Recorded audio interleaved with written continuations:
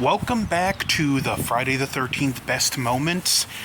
Now, Friday the 13th, the final chapter.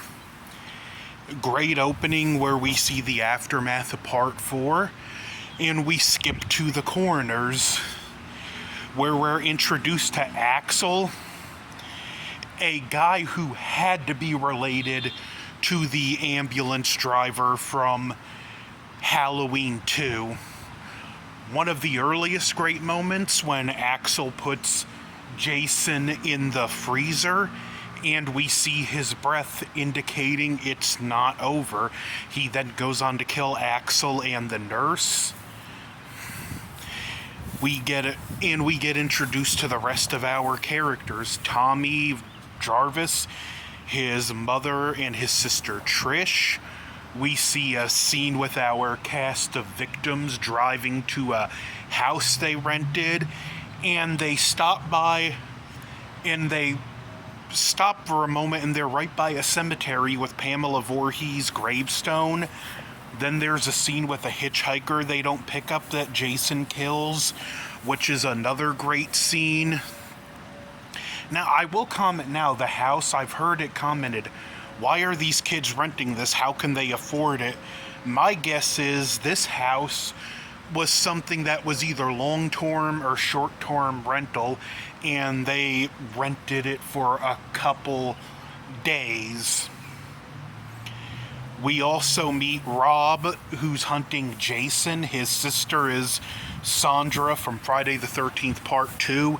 He has a great introduction where the Jarvis's car isn't starting and he gets it started. They bring him to the house and Tommy rushes him upstairs to show him the masks he's been working on.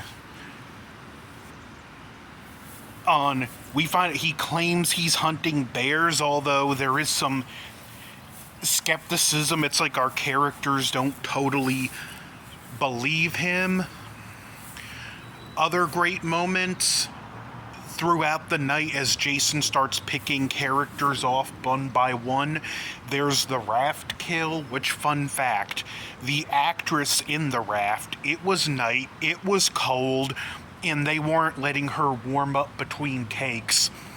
Ted White, who plays Jason being a stand-up guy, got sick of it. He told the director, you need to warm her up. The director said no. Then he told him, okay, if you don't warm her up between takes, I'm getting in my car, I'm driving to the airport, make this movie without me. So the director caved and let her warm up. Another great scene after Jason kills her boyfriend. Rob hears the noise and goes to investigate, leaves his gun in the tent, a real stupid move, and as he comes back, Jason's walking away from the tent. Jason destroyed the stock of this rifle and bent the barrel with his bare hands. Not only is he systematically and slowly picking people off, but he's also disabling their communication, their ways of defense one by one. Another great moment is the Doublemint twin that gets killed outside, my favorite kill in the franchise, where she gets impaled but we only see it through the silhouette of the lightning bolt. I love that suggestive stuff that doesn't show you. The other twin gets grabbed through and thrown out the window. Of course, you got to talk about Crispin Glover's meth head dance that he does. Just a great moment for how absurd he is. And speaking of Crispin Glover, and another great moment, where's the corkscrew? Teddy's death, where he gets stabbed from behind the picture screen.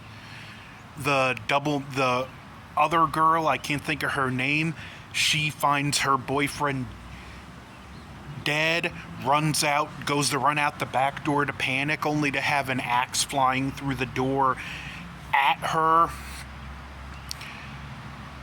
By this point, Jason pretty much picked off everyone in that house, plus he took out Tommy and Trisha's mom.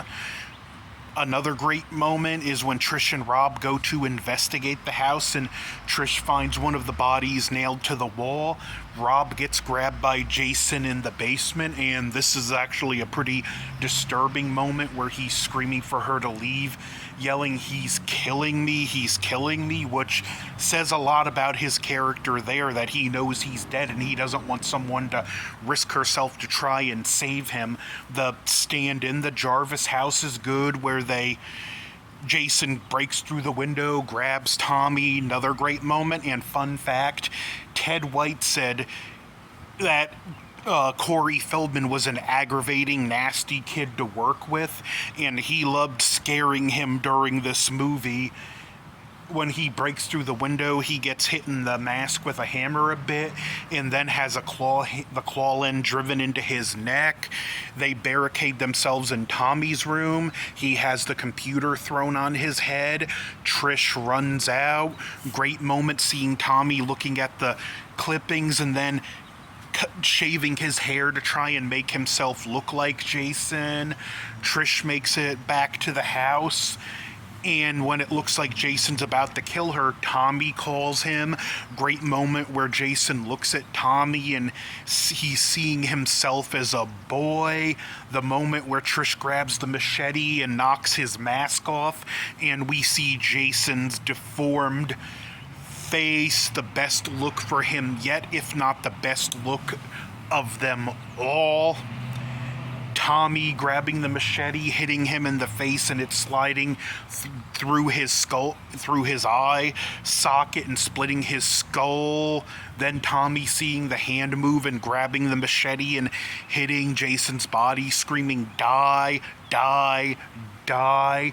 The end where Trish hugs Tommy and he has that haunted look in his face, hinting that Jason's evil might be inhabiting Tommy now. Glad they didn't grow that route, but to the people making the fan films, that would be an interesting what if for you guys to do. What if Jason's evil infected Tommy? These are just a handful of great moments in this film. It's one of the best in the franchise. And this is Best Moments Friday the 13th, the final chapter.